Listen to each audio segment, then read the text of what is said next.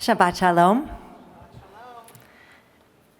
2 weeks ago, the Harvard Crimson, Harvard's undergraduate newspaper, published a letter to the amateur ethicist titled, "Should I Let Go of My Zionist Friends?"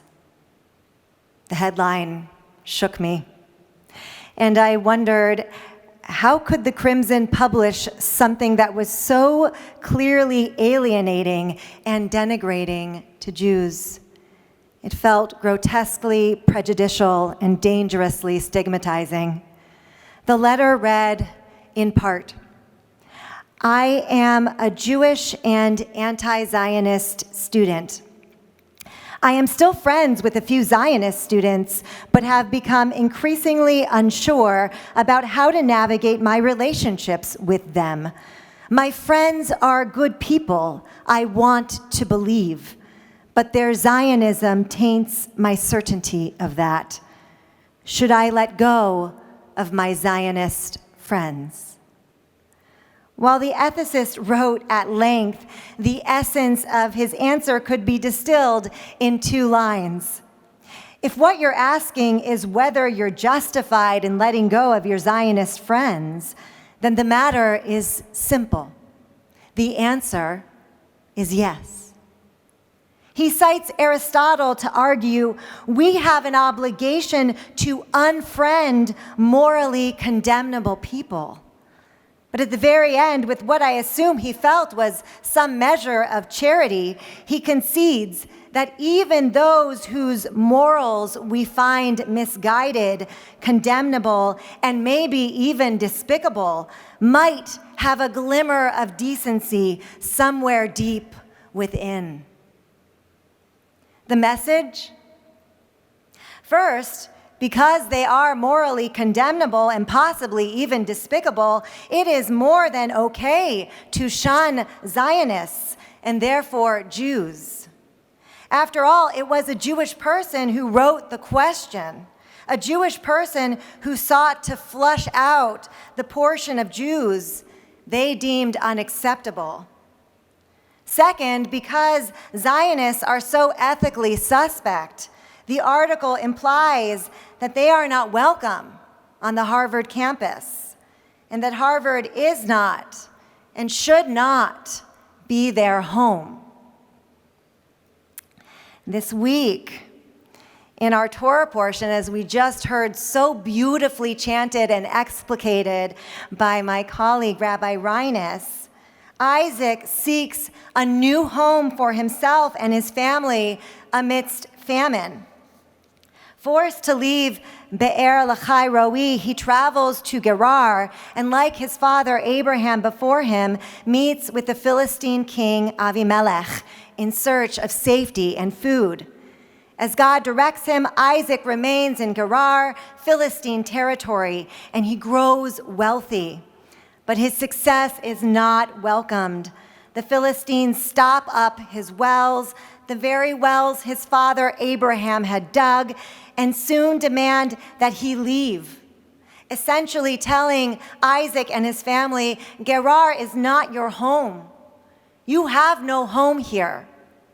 So Isaac left Gerar and settled in the Wadi of Gerar in a place he named Esek.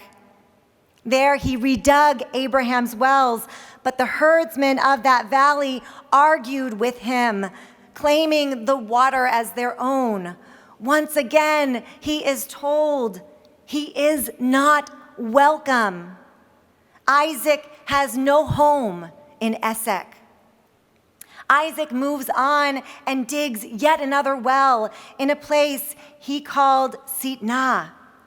But there too, the herdsmen quarrel with him over the water and force him to leave. He would have no home in Sitnah either. Over the last several days, we have seen many disturbing moments in which members of our Jewish community have been told, "You are not welcome here.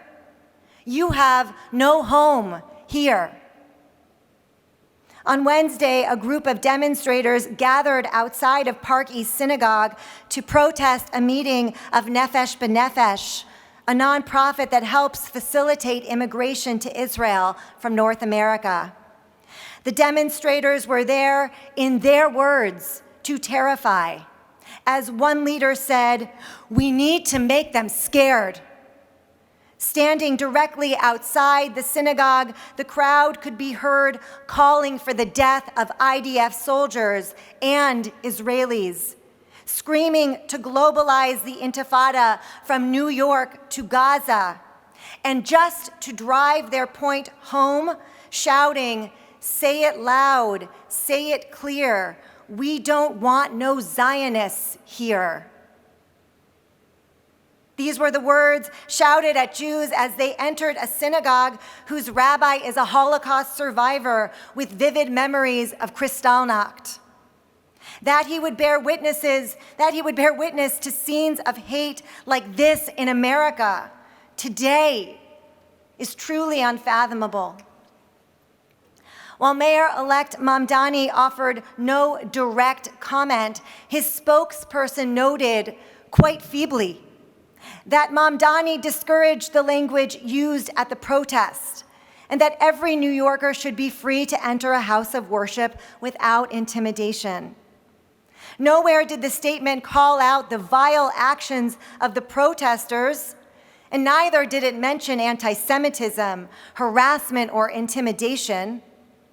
Most curiously and most perilously, the statement scolded the synagogue for hosting the Israel Immigration Fair, noting sacred spaces should not be used to promote activities in violation of international law, implying that those who make aliyah to Israel or those who facilitate it are violating international law.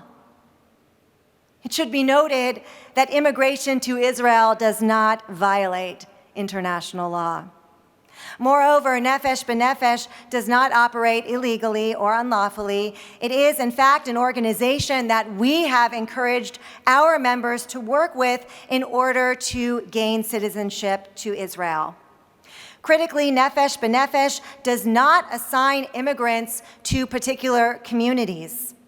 And while they do have a handful of coordinators in the West Bank blocks, they do not place immigrants there or anywhere.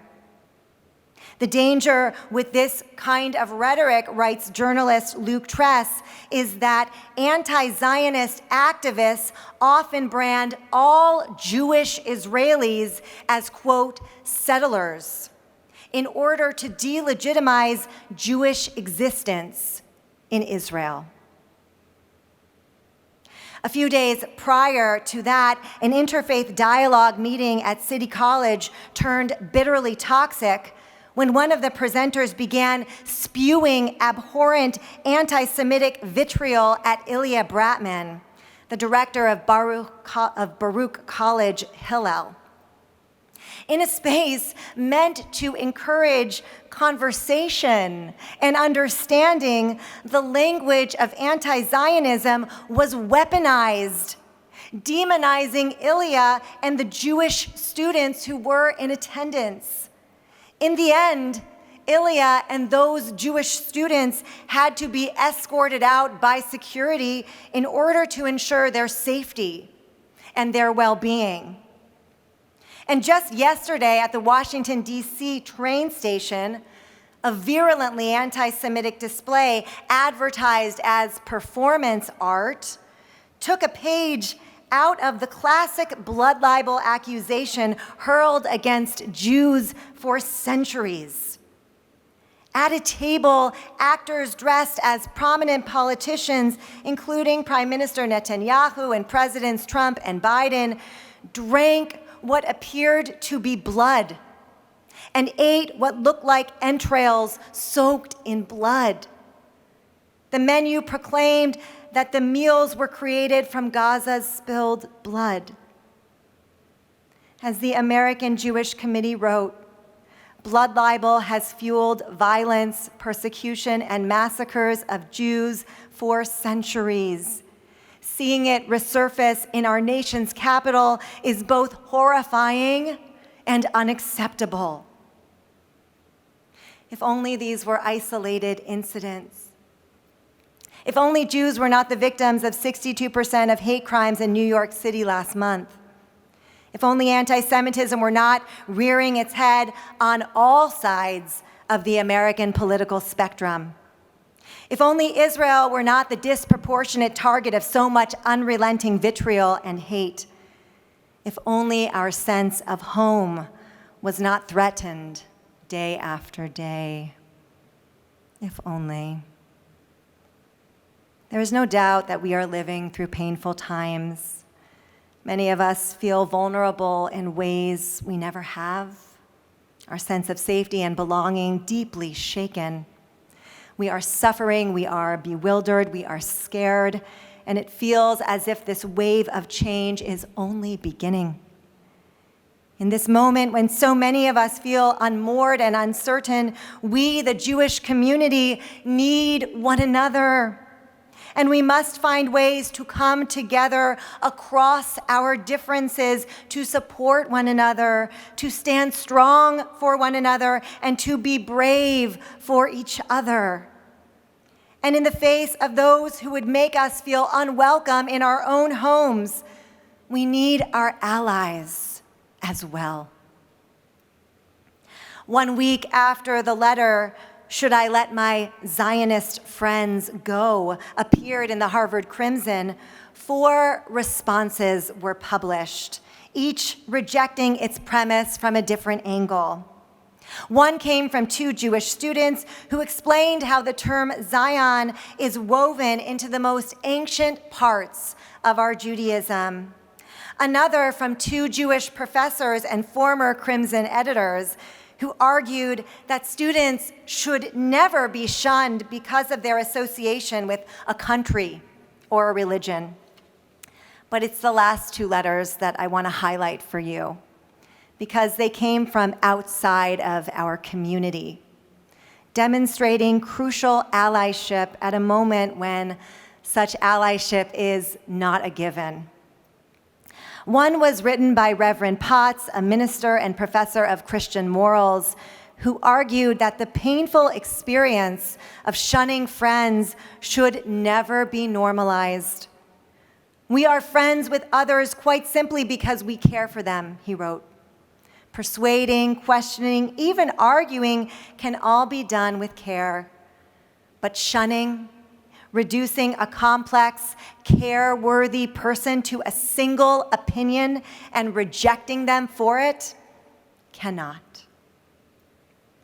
The final letter came from the executive committee of the Harvard Chaplains, representing more than 40 religious, spiritual, and ethical traditions. They expressed deep concern about the normalization of shunning based on religious or political identity, insisting that Harvard's strength lied not in its uniformity of thought, but in its commitment to connection across profound disagreements. Actively shunning any member of our community, whether for their Zionist, anti-Zionist, or other core beliefs, they wrote, only exacerbates the very divisions we are being called to heal. In a world that often feels hostile to Jews, we must remember we are not alone. We have allies at Harvard, here in New York City, and beyond. Allies who will stand beside us and speak out with us, and yes, even for us.